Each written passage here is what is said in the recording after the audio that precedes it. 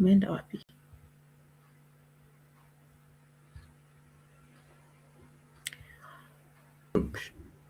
Hi, you disappeared for a second there. Yeah. So, hi everyone. Welcome to SanaaTales podcast. It is called The Writer's Table by SanaaTales. I am June, your host. And today we have a guest. His name is Peter Gatuna, who I met 2 days ago on LinkedIn. And he was like, hey, I like this post, something I posted about SanaaTales and what we are doing. And he was like, this sounds interesting. And I engaged him up on a pale. And I was like, would you love to become my first ever guest for the podcast? And he was like, yes. So I think that's pretty awesome. And thank you so much, Peter. You're welcome. Thank So you for having me. who you are. Tell us a little bit about yourself. Thank you. My name is Peter Gatuna. I'm a long-time writer and founder as well. I have been doing some startup research and development for the last about 10 years now, but in real earnest, the last 5 years. So I'm just about ready for that final push. And for me, this was just perfect timing. And yeah, I wish you all the best. I have a feeling that this is going to be a big thing because we need something like this, really. So yeah, big hopes, fingers crossed. Thank you. Thank you so much. Where are you based? And tell us, what do you do? All right. So I am based in Nairobi. I am a writer. I have been based in a few places. I've moved between Nairobi and Nakuru. So over these 9 years that I've been writing, so yeah, I've moved, but now I'm based in Nairobi, and I'm a writer in every sense of the word. I am a research writer, to be specific, and I'm a founder because I'm an entrepreneur in general as a person. So I launched a business publishing company a couple of years ago, and I have now started the process of bumping it up into something bigger. So the development that I've been doing, that's all about the startup process.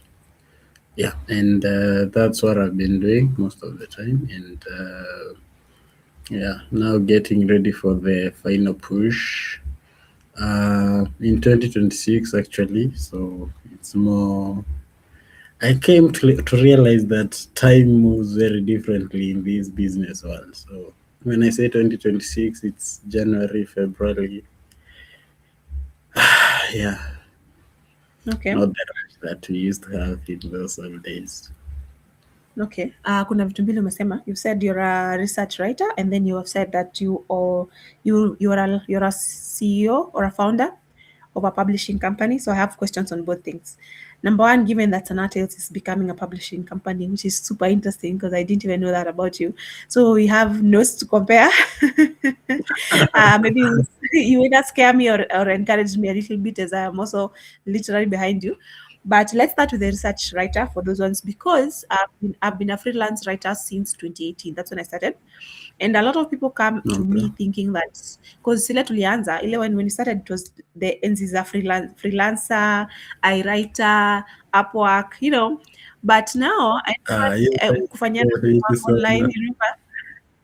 you remember Yeah, yeah, kufanyana good online. times, good times. Hey, But now, as in now, I those think are easy some people times still have, because yeah, you just some yeah. people still have that mentality of thinking that is what writing online is right now, and the Definitely. landscape has changed completely. Wow. So, tell us, what is a research writer, and how does one get into it?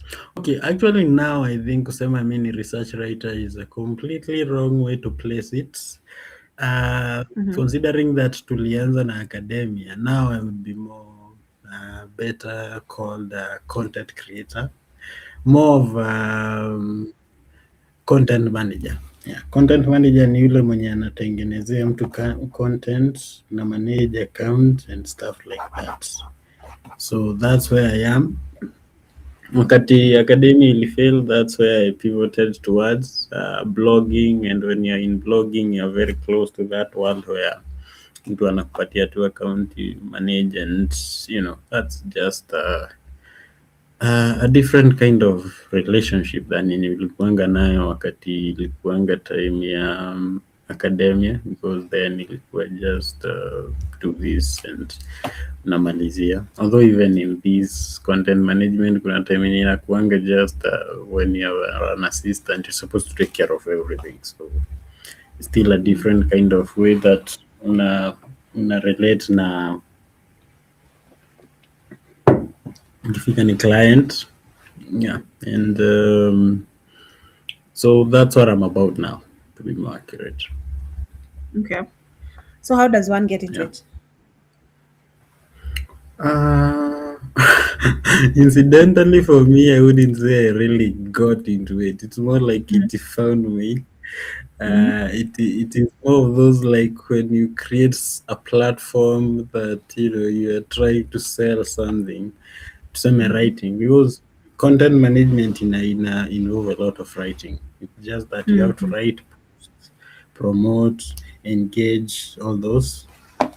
So ukionyesha mtu anataka writing, anataka page yake ikuwe na a lot of content, na naona unaandika. So mine for me haikuwa like I didn't even know for real like content management how it works. So it's more like someone who needed the content manager and approach, and then since uko na all the skills, just anakupatia kazi and you proceed with it. So that's how I got into that particular niche, because ako nika niche.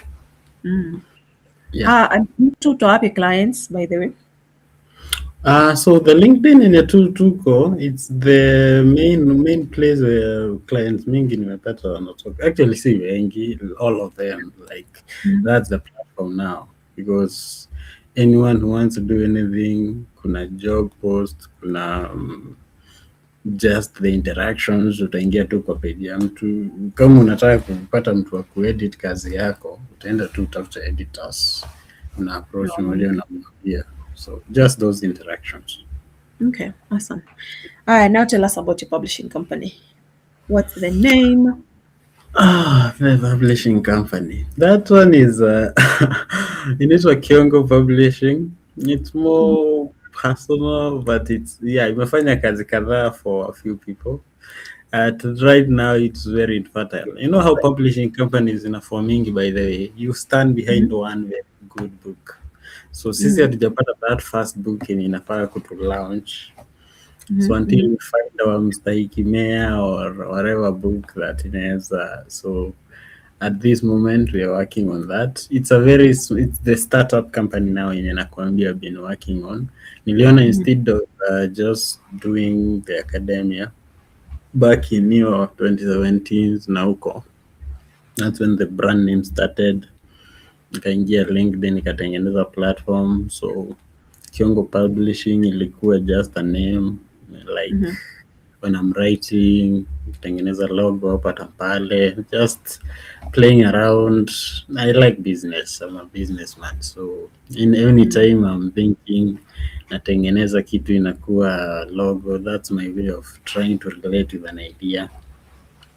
So the books zenye nimetengeneza zangu mwenyewe, and a few zenye nimetengeneza for acquaintances, watu tumepatana nao hapa na pale. That's the company that I used to do it.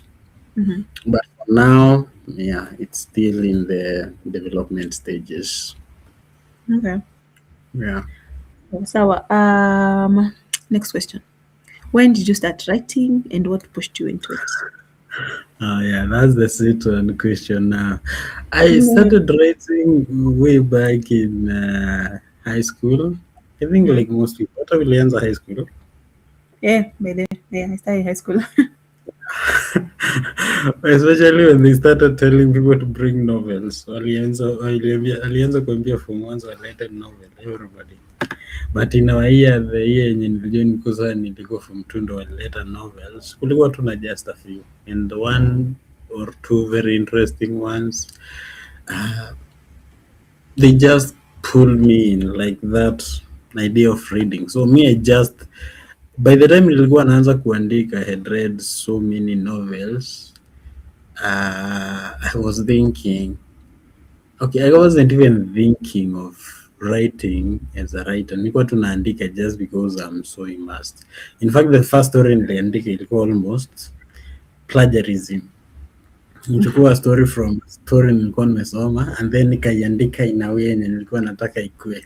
Just kuchange Uh-huh. kakitu tu kadogo. Like I want this story to be read differently. Yeah. Yeah. Okay. Then when I was told like couldn't do that, so niko like you have to develop your own things, composition style, lakini ni kubwa nini, nikaona wasi wanaandika, tulikuwa wengi, Mm. Mm. so so I gradually started. Umepotea. Sorry, internet imepotea. Mhm. Yes, you're back. So that's how I started. Gradually nikaanza kujaza vitabu zangu zote za English from the back with stories. Nikaanza kutafuta vitabu zingine. And then nikatoka nje nikipata smartphone, one of the first apps ikuwa na kosa inaitwa Wattpad. So nianza kuandika tu Mm. stories. Mm. I'm still I also busy with started in those. Wattpad. See now. Sijaimaliza bado, ziko tu hapo hivyo pending. One day I'll finish those. Unajua when you come out in the real world, you're like, hey, it's survival ndo muhimu hapa. So academia unaandika, you don't get time a lot for fiction. I did it in 2020. Yeah. Na publish na ikakuwa it's very X-rated. So hiyo hata sitaki kusema nimepublish kitabu, I still need Yeah. to publish a proper fiction. Hiyo nilipublish like why did I go that route? Eh. But it's alright. It gets very, like everybody who reads it, they get impressed because it has all the right things in a book, Mhm. Mhm. which is just one thing, I guess. So Okay. in this case, The pen name. We would have used the pen name and then hide behind the pen name. yeah, I don't know why I didn't even think of things like those. We nilikuwa like first book, but I don't know. It was just a weird time, 2020. So yeah, ningetumia pen name, but nienda na my name, my real name. Uh-huh. I stand behind my work. I mean, well, the only thing is you realize that iko hapo, who is reading it? Nobody cares. So Mm. just write it. The name doesn't matter. If you don't have all those, maybe niseme millions, hundreds of thousands za kuimarket, just know nobody will read it. So me, I just wanted to have a thing. Nimeanza from first to finish. Because I have a lot of things and nimeanza a lot. Mm. Like if I had all the time in the world and all the resources, because resources ndo zinakukatizianga. Mm. You need to survive, pay rent and all that. On writing, if it is not paying you, you can't do it full time. So unapata tu umefika mahali, you just have to go wherever, find money. So there. So that one I wanted to finish. I just have it. I think imesomwa na a few people, maybe 100 or so, which is good. Mm. Maybe hata ijafikisha 100. I know of about 10 wenye nimetumia wako like, hey, iko sawa. Mhm. So if imeenda sana wenye sijapata because it's a bit saucy, Mhm. unaweza kuwa imeenda 100 but not more than that, Okay. because ili ifike more you need to really do a lot of marketing. Um, yeah. And I'm glad that is one of the questions yenye tunaenda kuongelea because it's big, especially when you're writing, Yeah. especially when you're self-publishing. Yeah.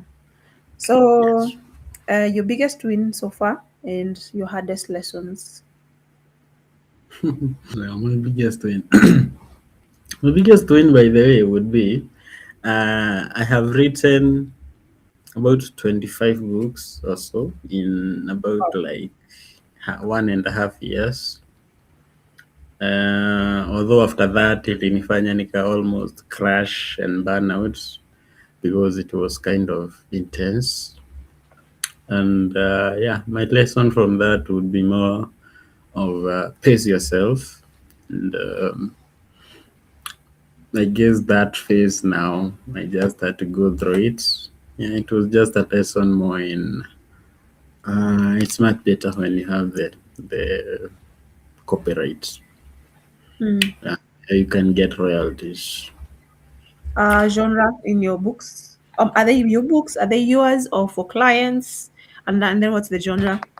No, those were just for clients. They were just research topics ranging from anything to anything. Just yeah, any kind of topic really. You can write about anything really when you have the resources na research.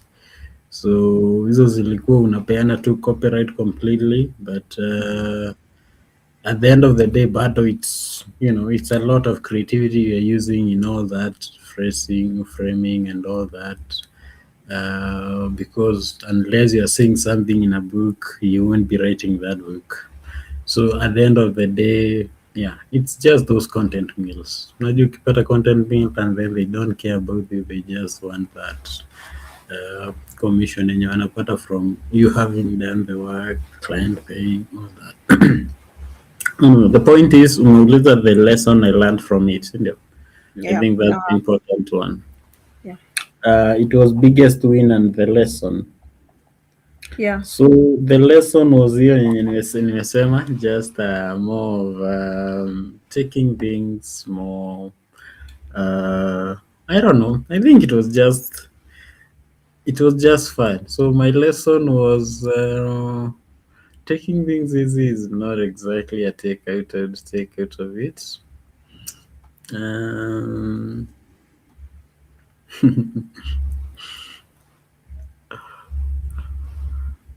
That's it. Okay, that's fine. I'm unafikiria Acha ingine. niseme tu hiyo basi. Hiyo iko tu sawa basi, but I'm thinking there could be something deeper than that. But yeah, that's a good one. Although Okay. it was really more of grab opportunities, really. Yeah. So Yeah. taking things easy is not really a good advice, but taking opportunities, it's yeah. So taking advantage of opportunities, I learned a lot from that, a lot of things from that. So and it Okay. gave me a lot of exposure, experience, yeah, some good money. So So, I realized the potential of publishing in a different context. Yeah, so yeah, so it would you was. say where you are right now that you are you earn full time from your work, from the writing work, or do you have other supplemental incomes like niliona ulikuwa umeandika nini? Kuna kitu ulikuwa umeandika kwa account yako yenye nilisahau, like you had several titles. The one that stood out to me because I related to it was digital publishing. But I saw that there's other titles you have on your LinkedIn, so I was wanting. Pathfinder Academy ama gani? Sasa niangalie hata si uko tu hapa. Ngoja iko wapi?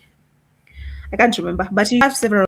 So is like writing your biggest earner, or do you have other things that you do? I think Oh, I've let me read always for you. been. Founding. Let Yeah. me read for you. Founding CEO, Pathfinders Academy Research and Design, Product Development. So Pathfinder Academy is the one I'm telling you about launching. So you and you the fresh off the garage, wacha niseme hanger, whatever, like meals press, hot of the press is better way to put it. So that's the one that I'm talking about yenye nimekuwa nikifanya some development for. So that's just a startup. It's more of a honorary title. So my research and writing, yeah, hiyo ndo nimekuwa nikikulia tu.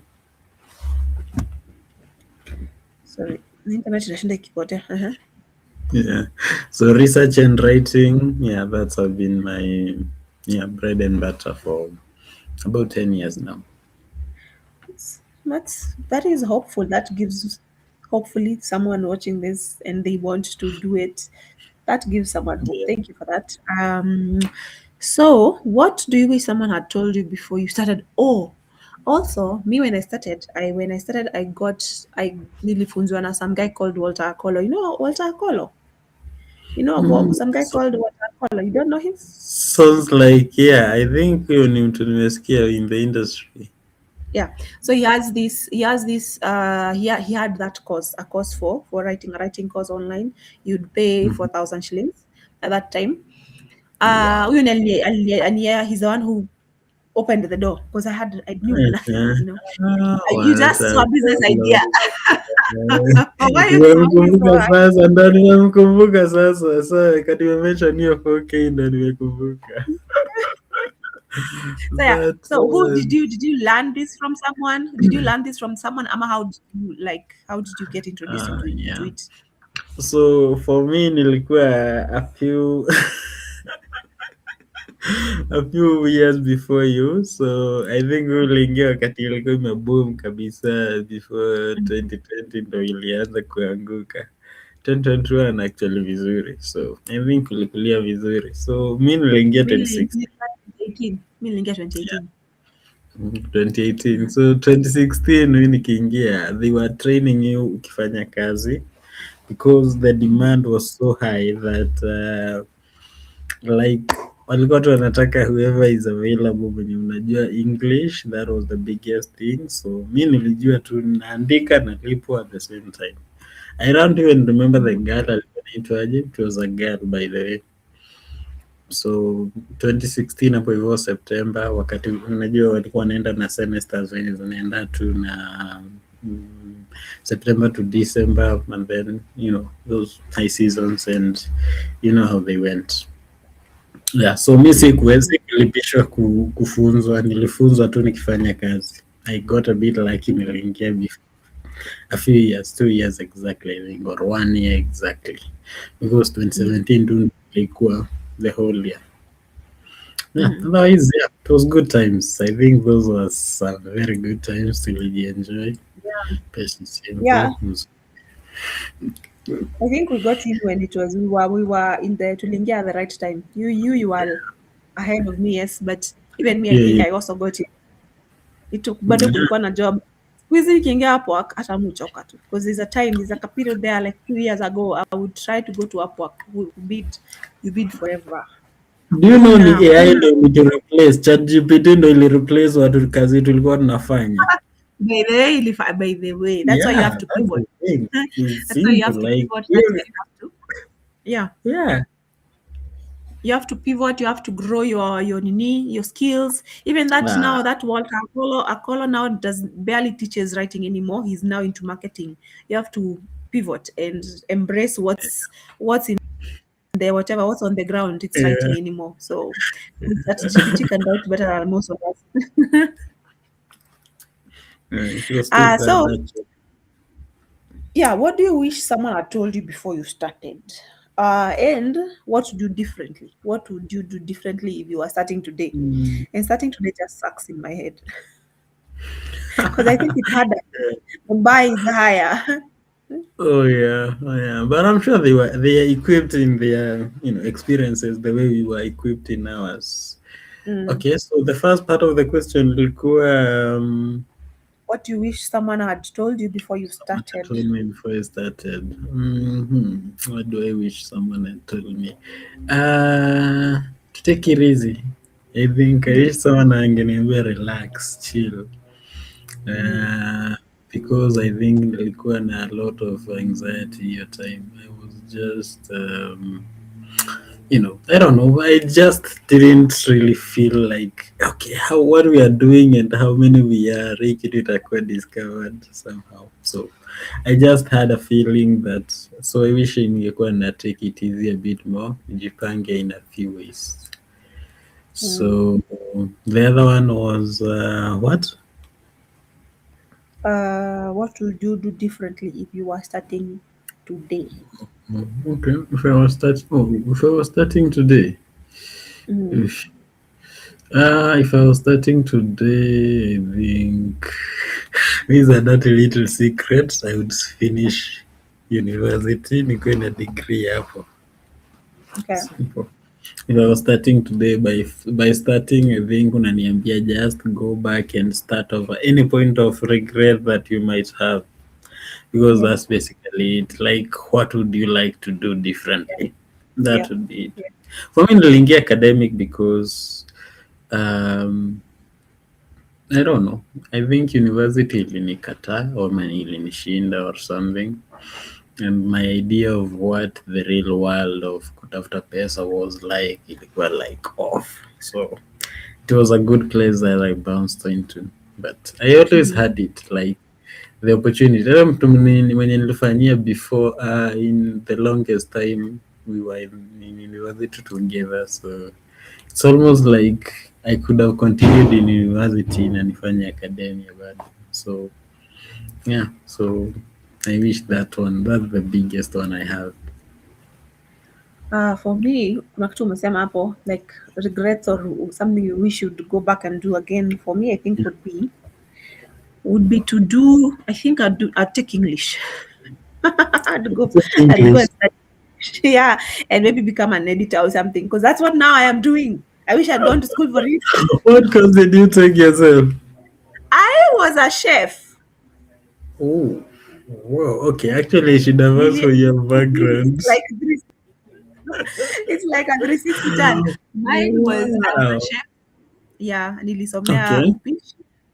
I was na nikafanya kazi for 2 years. Then I left and I never looked back because it that's was it not was where I expected you. There's a girl mnafanana naye by the way, sijui anaitangwa something diaries. I remember that last name, but kuna jina ingine hapo hivyo. I thought you were a writer like in the like from back in the day ni wale watu tuliingia university. You look like okay, unakaa older kidogo but unakaa kama uliingia hiyo time ya universities zilikuwa unapata hadi mtu mwenye mnasoma na yeye ako na account anaajiri watu anafanya kazi usiku like hizo vitu me that's what I'm telling you the mm, guys I was working with for the longest time tulikuwa like they are my student wanaitangwaje colleagues mhm, mhm. tulikuwa tunasoma nao Okay. So yeah, classmates. classmates. Yes. Yeah. So yeah, but anyway, we are still here. We're still breathing. We can turn around. It's never too late. It's never too Yeah. late to build on something different. Yeah. And on that note, what advice would you have for upcoming writers? Right. That's very simple advice, but it's Mhm, very hard because even mhm, I myself I'm very guilty of not following that very advice. So I would give advice that I know I am not following, but if you can do that, you can be better than me. So mhm. write. If you are a writer, then you write. Okay, It's that's very simple. It sounds very simple, but simplistic, but it's just a simple truth.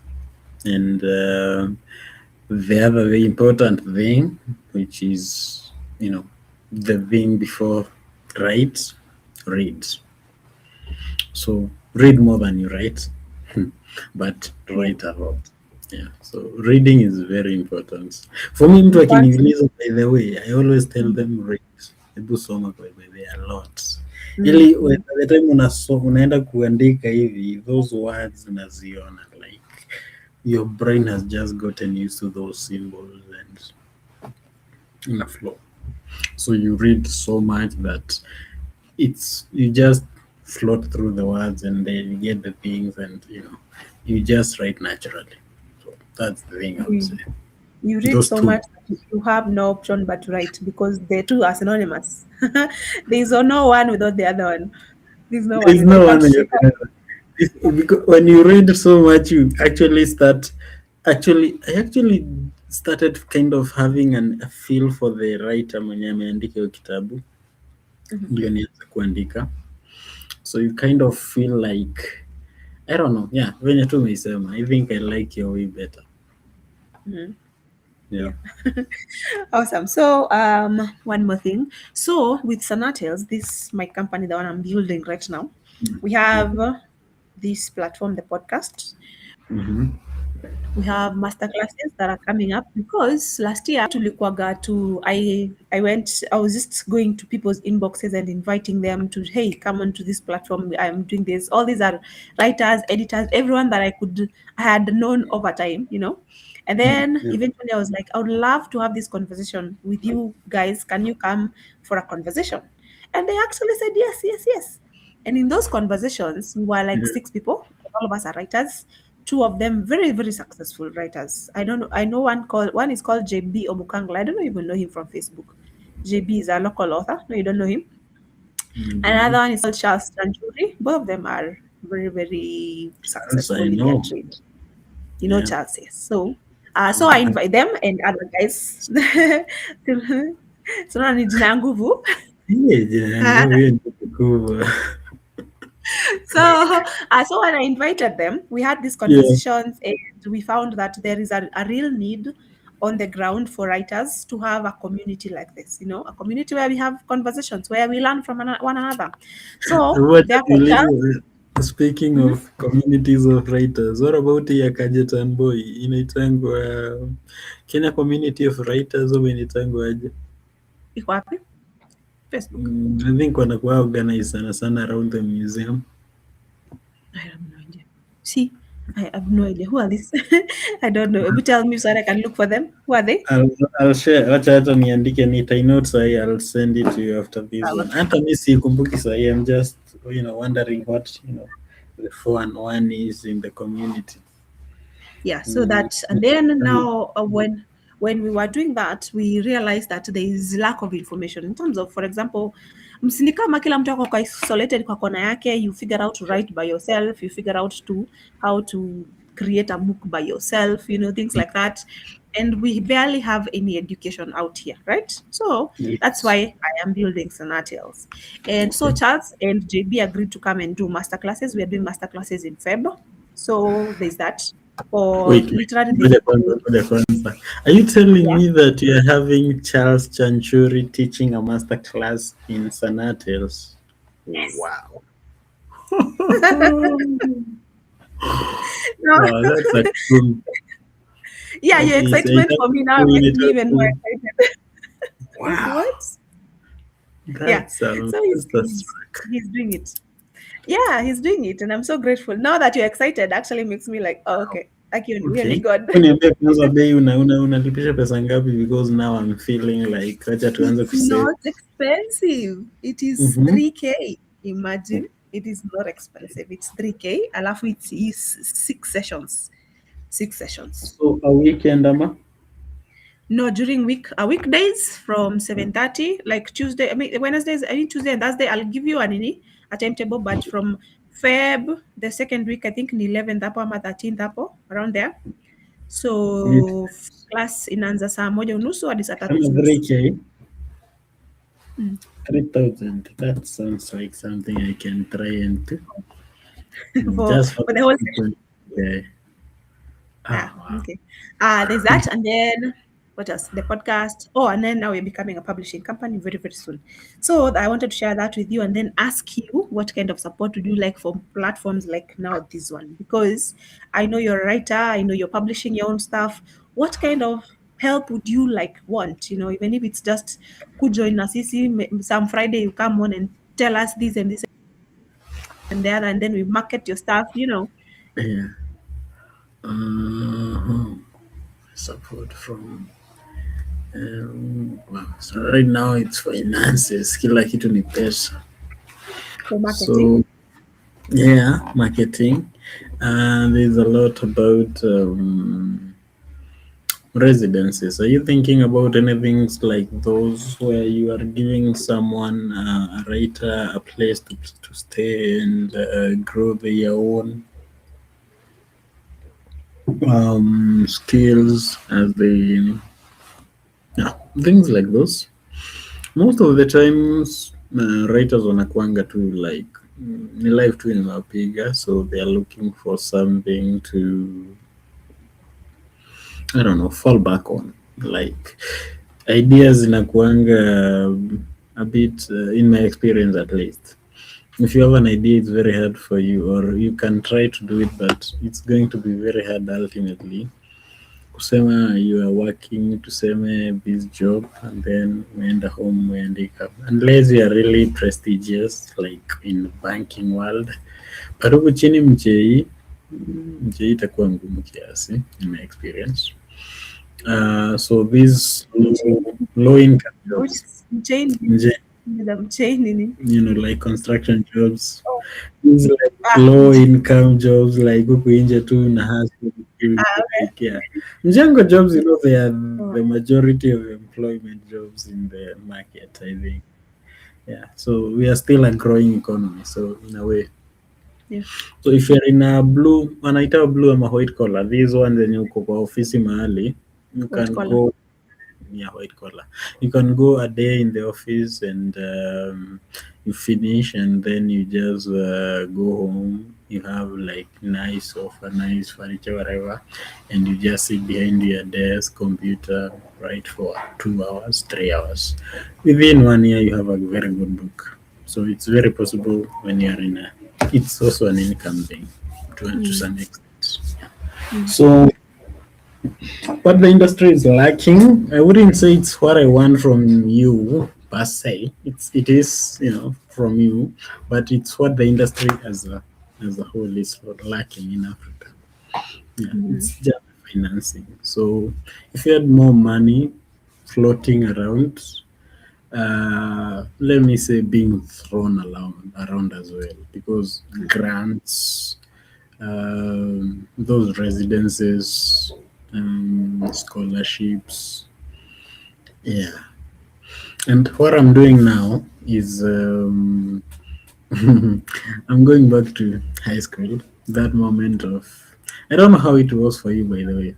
Um, so when you went to, did you go to university?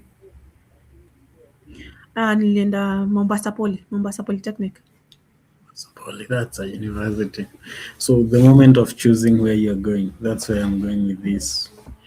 Choosing umemaliza form 4, so unaenda sijui ni college ni uni ni utachukua tu short course somewhere. So that's kind of Mm. a place I've taken a bit of an interest in. So the selection, your career, and whatever you're doing, tuseme umemaliza high school. It's always a big thing. I think I didn't know. I don't know if it's going to change. I didn't know, but when I went through it, it was like kind of an ambush. So I took it kind of tunahitaji something. So this is where now I'm selling my wares. What brought me here. So I'm working on this Mm. the book. I think if you're Yeah. going to have a poster of it, I should send you that, so that ikuwe na a bit of a publicity. Hata unaweza kosa kuweka my Yeah. face, just put that there. Yeah, so I developed a product to help students wakati mtu ana select their job, anaweza kuwa na a template to work on where you are going, kama ni in this college, university, whether you should really go to university ama unafaa kwenda college ama ni TVET. And not just that, so maybe you are not yet at the grade yenye unataka kuwa ndo uweze kuenda the school ama kupursue the course yenye ulikuwa unataka. So there's a lot of stuff in there. So it's Mm. still at the very finish line. Sahii kidogo imebakisha just printing. I'm still working on a few things, What's the how we are what's going it to called? market it. It's called the Career Selection and Exploration Guidebook. It's a roadmap. So it's for Yeah, mostly for college, no, college, high school students? high school students. But I was hoping inaweza kuwa just all students, like from class 1, but inakusaidia like really practically hapo hivyo hapa high school. Oh yeah. I'm laughing Yeah. because class one, like the language has to be very different. Actually, there was a point that in a disqualify, it's for graduates. Wacha niseme, because even the way I've used that, I've realized that I'm saying something, but I've written it very specifically for graduates, mtu mwenye anamaliza. So ama hiyo time yenye una prepare for that moment when now you are sitting down for the conversation, and now you are saying this is what I want to do, and then you know how it goes. I used to think it was going to be so simple. Then you're facing off against mzae pale, and then anakuuliza swali, and then you're like, what? I thought unafaa tu kuniambia how you're going to do things, kumbe inafaa hizi ni mtihani mwingine tena. Yeah. Naanza kujaribu kujitetea pale, anakuambia no, your career does not make sense my son. So so it's a bit of a mix between regret. It's not really regret. I ended up doing something what I wanted at the end of the day.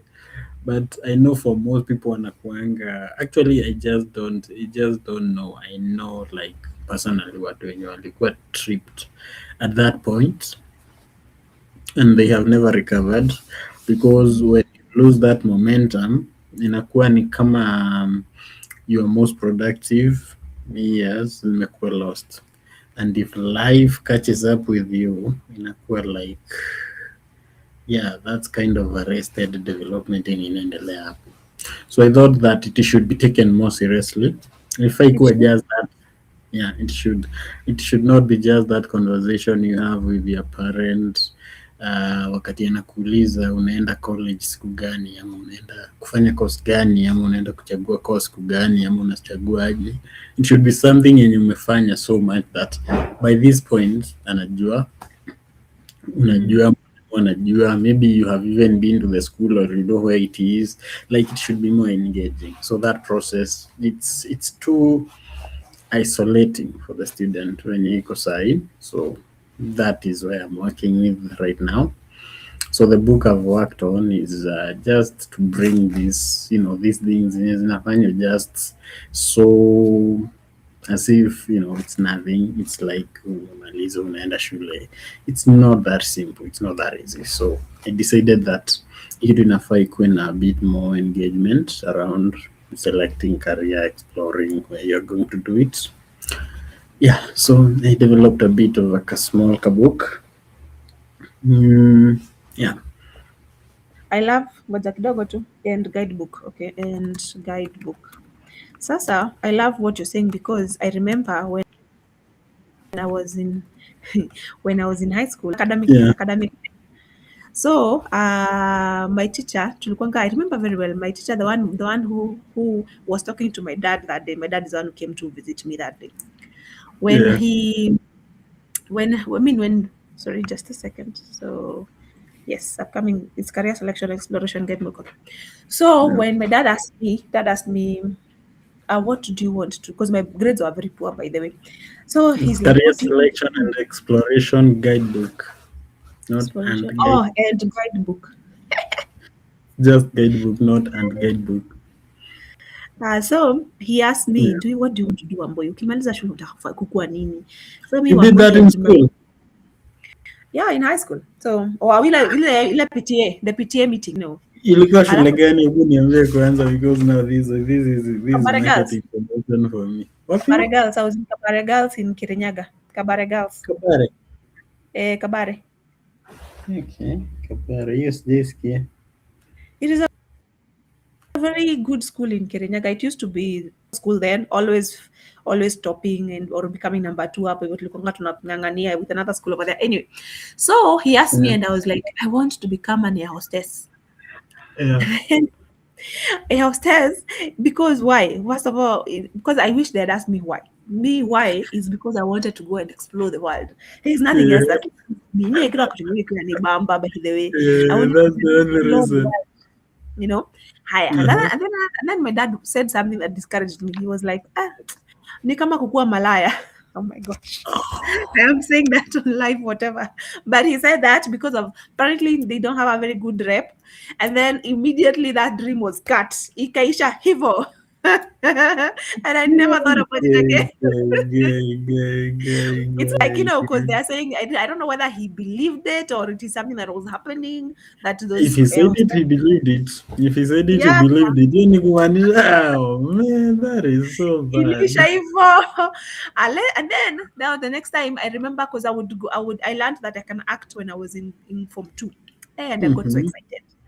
So I told my mom I'd love to join theater after high school. And she was like, Yeah. Wamboi, hii country, theater unalipwa na nani? Utapata Oh, kazi wapi? And I man. cannot blame them because generally the creative economy is growing right now. That time there was no creative economy. There ilikuwanga Yeah. uongo. The Yeah. work was either become a lawyer or a secretary or become something that you can work in an office, something that makes sense, Yeah. right? Yeah. There's the step that we jumped there hapo hivyo 1980s where there was like Eh, in the 90s hapo kuna vitu zilikuwa zinafaa kufanywa zi kufanywa. That's why now we are arrested. Hakuna like like jobs hakuna. Just in simple terms.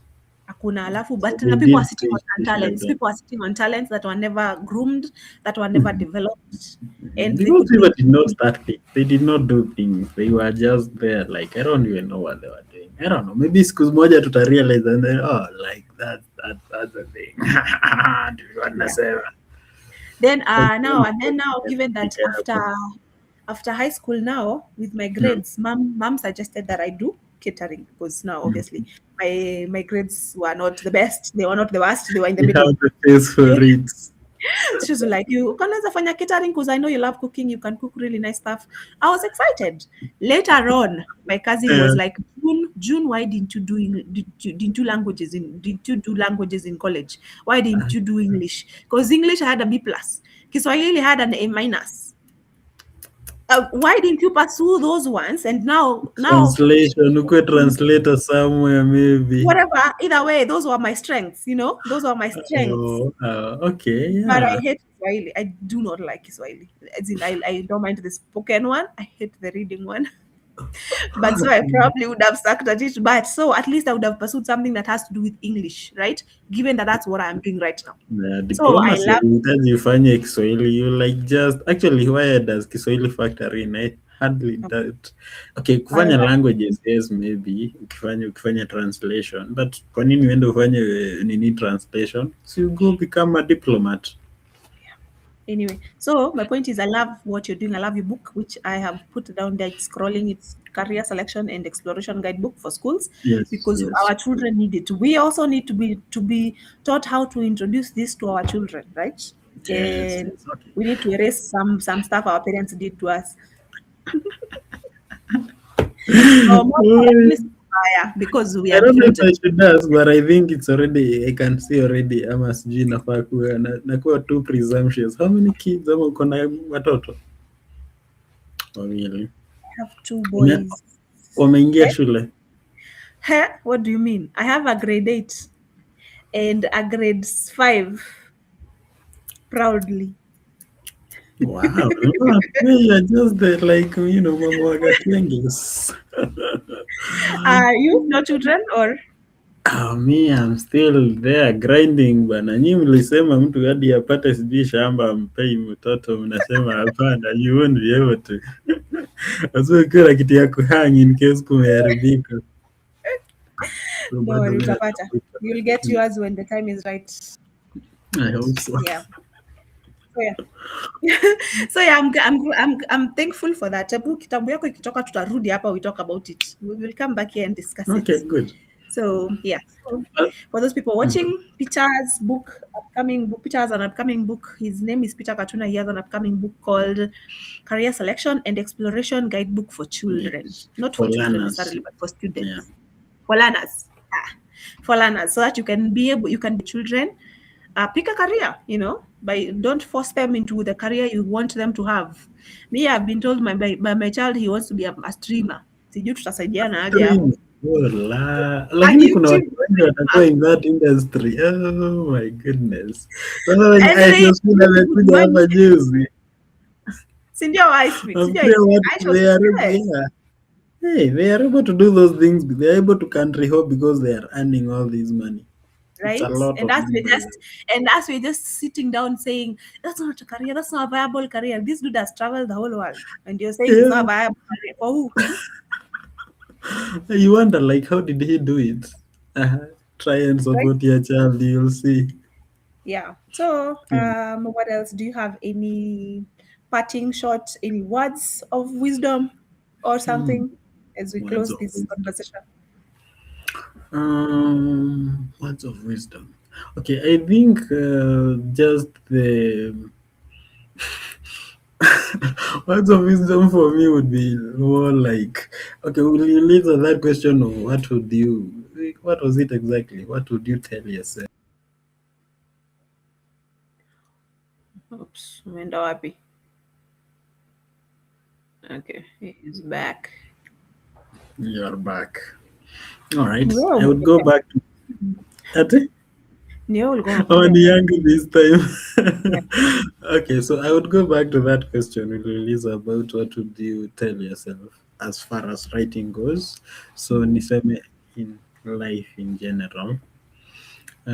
So my parting shot in this would be more of I don't know. Why am I going back to take it easy? Okay, no, it's not really take it easy. It's more of it's gonna be harder than you think it is. Actually, that's the discrepancy that you faced. I don't know if you were there, but nikimaliza high school and actually when I went off campus, I used to think that kupata pesa it's so simple. Like you just start a shop somewhere and the next day umeshaanza expand. I don't know, you have this rosy idea. I don't know if we are communicating hard enough in some situations Mhm. about the reality, especially down in the, I don't know if it is a class thing, socio-economic, by that I mean. But yeah, I found it so me ningeenda huko hivyo ningejiambia we jamaa changamka, like open your eyes and things are a lot, adulting is a lot better than you think. Yeah. So it would be that line. Mhm. Yeah. Awesome. It is harder than we think. Adulting is harder than most people behind us think. Than you think. Because we know. Than when you are So young, you are um teenager, unafikirianga it's all so those, thank you so much. Mm.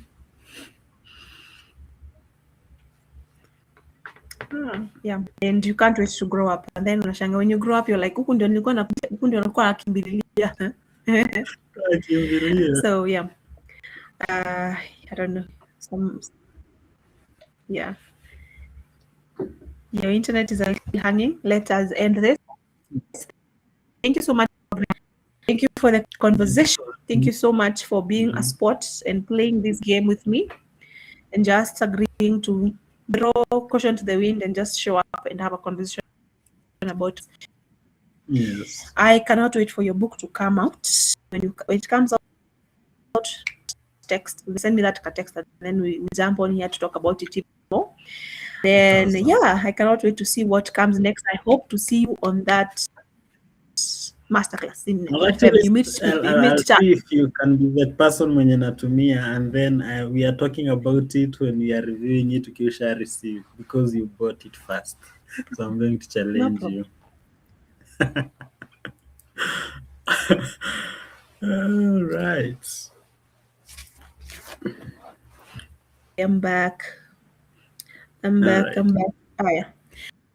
Hiya. So thank you whoever was watching. I saw people jumping in and out, but I Mm. hope more will watch when it is published later on in on all the other platforms. Yes.